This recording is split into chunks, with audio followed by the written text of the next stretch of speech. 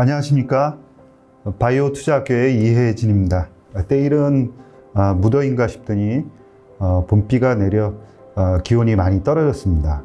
계절의 변화가 참으로 빠른 것 같습니다. 현재 중동 지역 지정학적 리스크가 확산되면서 가뜩이나 금리 인하 지연으로 해서 힘이 빠져 있는 바이오 시장에 큰 부담으로 작용을 하고 있는데요. 향후에 중동 지역 지정학적 그 리스크가 어떻게 확산되는지에 대해서는 조금 더 시간을 두고 지켜봐야 될 것 같습니다. 한 주간에 있었던 바이오 소식을 정리하고 다음 주를 대비하는 이혜진의 위클리 바이오 뉴스 시작하겠습니다. 이번 주에도 중요한 이벤트들이 준비되어 있는데요. 함께 보시겠습니다. 4월 22일에서 23일 에이프릴 바이오가 NDR을 개최합니다. 해외기관 투자가를 상대로 해서 홍콩과 싱가포르에서 그룹 미팅 또는 원온원 미팅을 개최합니다. 미팅을 통해서 경영 현황에 대해서 해외 투자가들에게 설명을 할 계획입니다. 그리고 유상증자 추가 상장 예정되어 있습니다. 15일 GTG 웰리스 셀루메드, 그 다음에 17일에는 세종 메디칼, 노건 CNI 등이 새롭게 추가로 상장될 예정입니다. 그리고 4월 24일에는 아스코 초록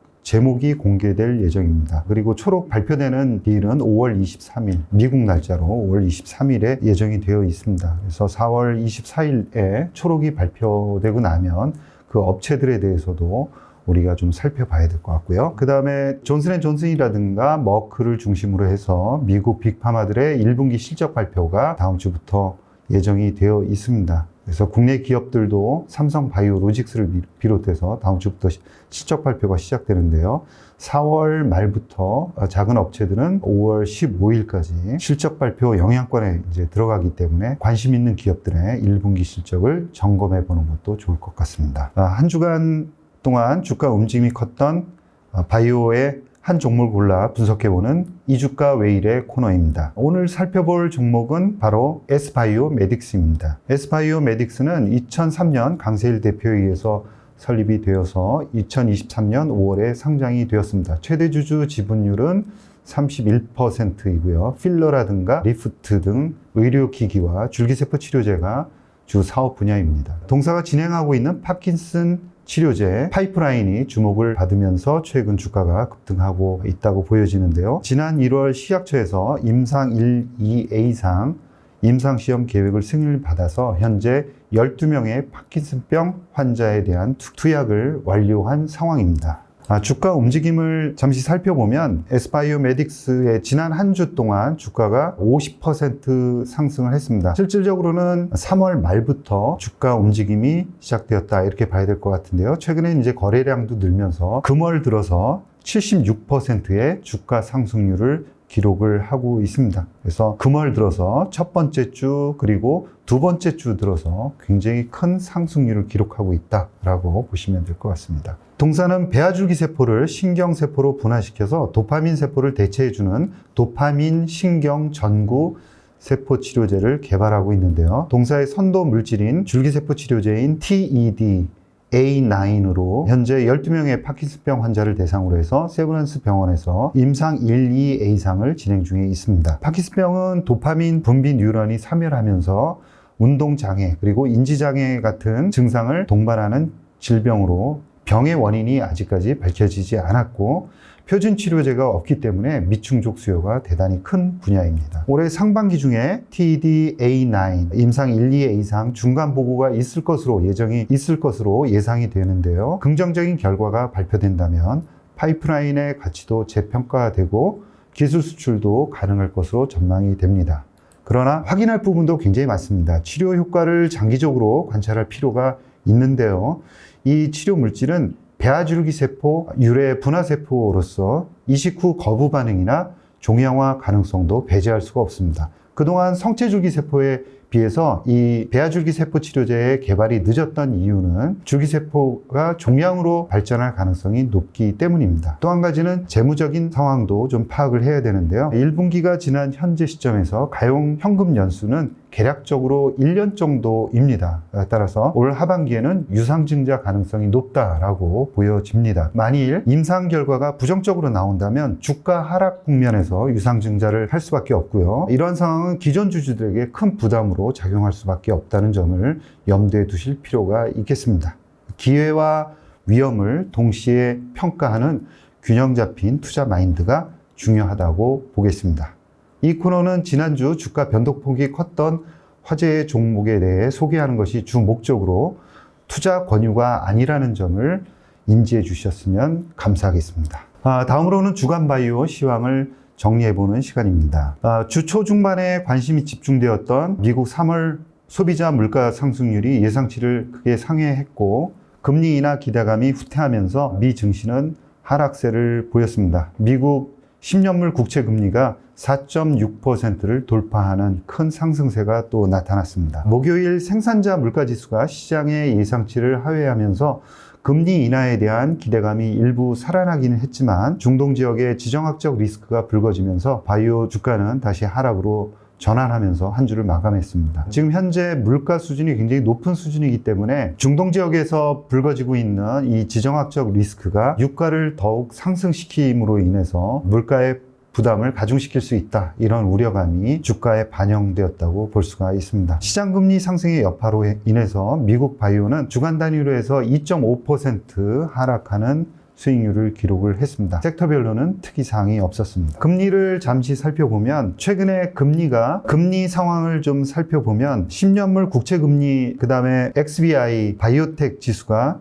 역의 상관관계를 꾸준하게 이제 보이고 있었는데요. 올해 들어서는 그 두 지수가 바짝 붙어서 진행해 오다가 최근 급격히 역의 상관관계로 벌어지는 모습을 보이고 있습니다. CME 페드와치에 의하면 7월 금리 인하 가능성은 한 50% 수준밖에는 안 되는 것으로 급격히 그 확률이 떨어졌고요. 9월 정도에는 인하할 것이다 라는 지금 시장 시각이 지배적입니다. 그래서 따라서 최근에 그 금리 움직임은 좀 비우호적으로 움직이고 있고 바이오텍에 영향을 주고 있다라고 볼 수가 있겠습니다. 미국 주간 지수 동향을 살펴보면 S&P 500은 주간 단위로 1.58% 하락을 했고 조금 전에 말씀드린 대로 미국 10년물 국채 금리는 3% 상승하는 극히 바이오 주식에는 비우호적인 환경이었다라고 볼 수가 있습니다. 아크지라든가 XBI 같은 바이오텍 중심의 ETF들도 하락폭이 크게 나타났는데 아크지 같은 경우에는 5%, 그 다음에 XBI 같은 경우에 1% 초반대의 하락을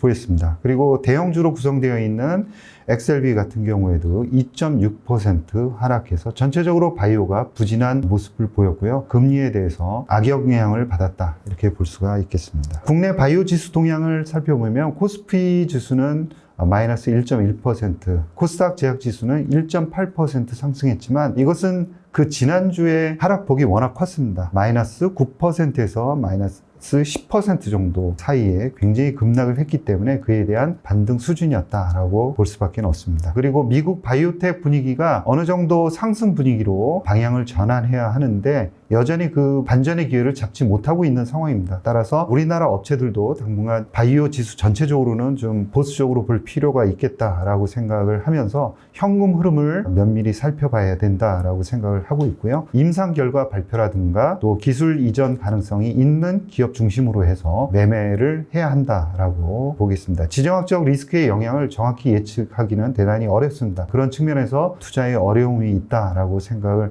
하는데요. 그러나 글로벌 경쟁력을 갖추고 있는 그런 기업들의 리스크가 정상화될 때 주가 회복 탄력성이 대단히 빠르기 때문에 이러한 점에 유의해서 투자 전략을 세우시는 게 유리할 것이다 라고 생각을 합니다. 다음으로는 최근에 종료가 된 AACR에 대해서 조금 정리할 필요가 있겠습니다. 시장 상황은 굉장히 어렵고 암울하지만 AACR에서 어떤 연구들이 진작에 그 발표가 되었고 또 각광을 받았는지에 대해서 정리를 해본다 그러면 바이오 주가가 다시 상승하는 구간에서는 큰 혜택을 입을 수 있다라고 생각을 하는데요. 이번 AACR에서 명확하게 밝혀진 부분 중에 하나가 미충족 수요가 큰 고용암에 대한 연구 개발이 크게 진전을 이루고 있다라는 점입니다. 그러니까 미충족 수요가 큰 암이라고 한다 그러면 대표적인 암이 췌장암이겠죠. 23년 기준으로 해서 5년 생존율이 12%에 그치고 있습니다. 췌장암 관련한 임상에서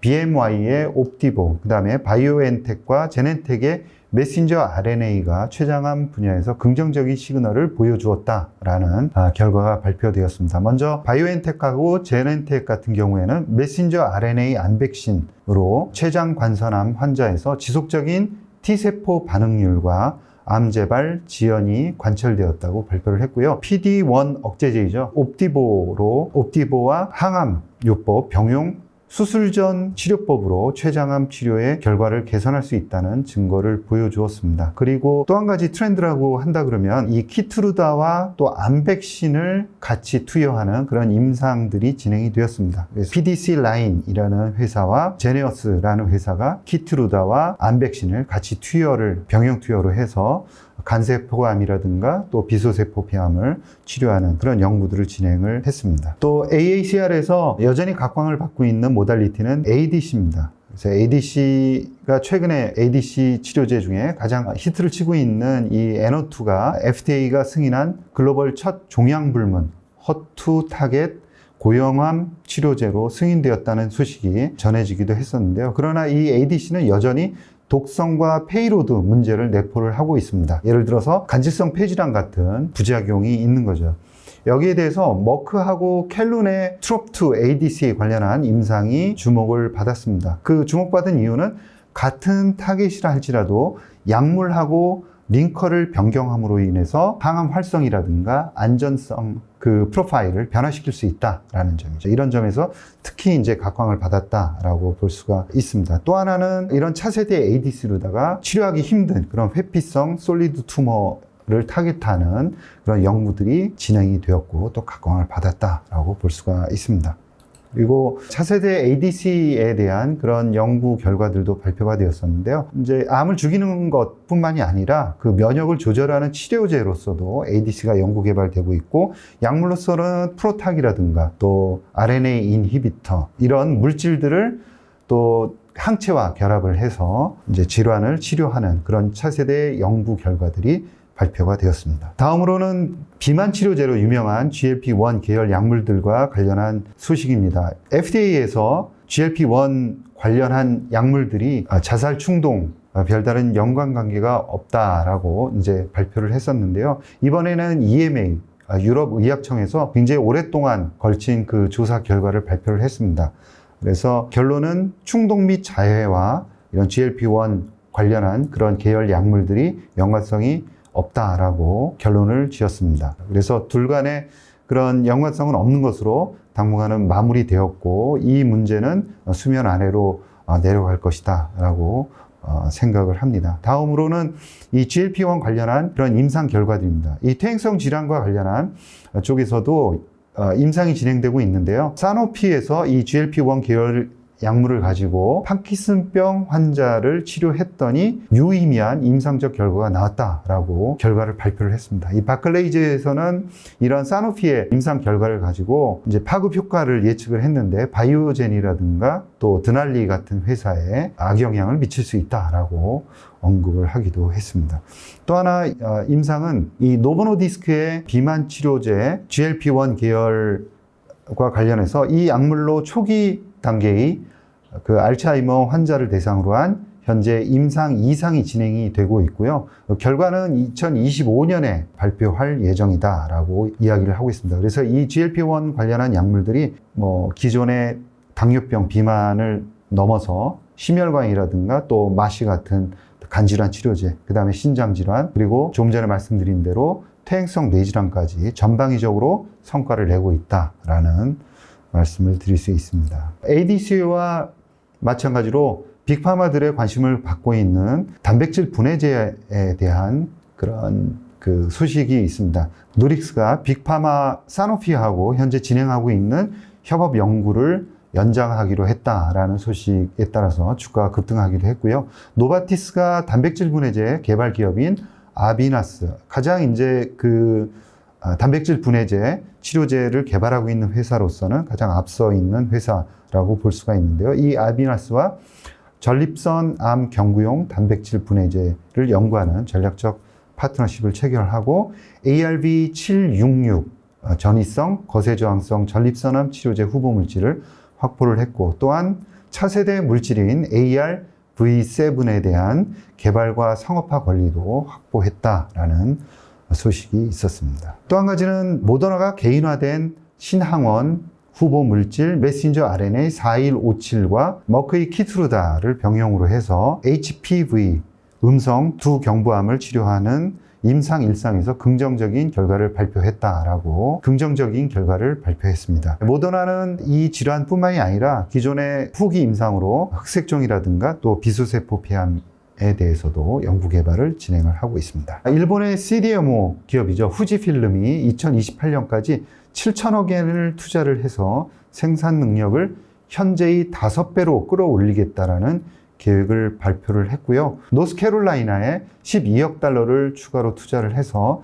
32만 리터의 세포 배양 바이오 리액터를 짓기로 결정을 했습니다. 그래서 현재 이 CDMO, 항체 CDMO 시장은 꾸준한 성장을 보이고 있긴 하지만 중국의 우시바이오가 미국의 생물보안법 추진에 따라서 미국 시장 공급이 제한될 것이다 라는 그런 예상에 따라서 그 틈을 노리는 글로벌 상위 CDMO 업체들의 현지 증설 혹은 이제 대규모 CDMO 공장 인수 등이 경쟁이 격화되고 있다라고 볼 수가 있습니다. 따라서 삼성 바이오로직스의 셈법도 복잡해지고 있다라고 볼 수 있습니다.